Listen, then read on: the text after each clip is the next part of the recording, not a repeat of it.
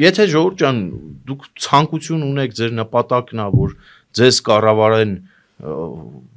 ապուշների խմբակը, այսպես ասեմ, կամ ձեր իրականում այդպես էլ կա, ուրեմն դուք արժանի եք, դե հիմա ժողովուրդը պիտի ընտրի, դրա համար այդ ժողովուրդը պիտի մասնակից լինի, դրա համար տունը նստող քաղաքացին, որ մեծամասնություն է, 26-ին պիտի տունը նստող մարդ չլինի, որ շատ են սիրում ասել, այս ինչը փողոցում տեսնում են մարդիկին, փողոցում, գյուղերում, շրջաններում մարդիկ տեսնում ինչ, այս ինչը սատկեր կպրծնենք, ժողովուրդ ջան, այդ ինչի սատկելու ամենակարճ ճանապարհը ձեր քվյա թերթիկն է, որը տվյալ պարագայում կարա ծառայի որպես փամփուշտ։ Գնացեք ու շարեք այդ ինչի ճակատին թող սատկի, դրան չընտրելով։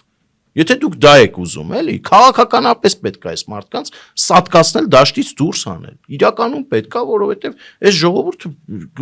լավ կրակը չենք ընկե ոչ մեկի ձեռը։ Ոչ մեկի ձեռը կրակը չենք ընկե ու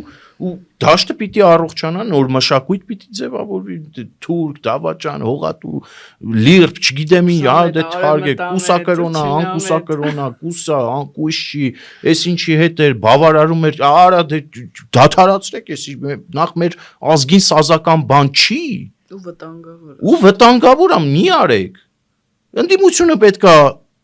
իրա տեղն իմանա, իշխանությունը իրա տեղը պիտի իմանա ու հավասարապես այդ երկուսն էլ իշխանություն են այս երկրում, որովհետև ընդդիմությունն էլ է իշխանություն։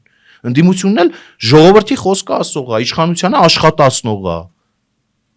Դե ապօրինի թմրաշրջանառությունից որ հարց տվողը լինի Ագնեսա Խամոյանը, բնականաբար Նիկոլ Փաշինյանն էլ կասի ձեր պալատկեքի տակ պերեդոզ էին լինում։ Կոռուպցիայից հարց տվողը որ լինի, ասենք օրինակ, չգիտեմ, Սեյրան Օհանյանը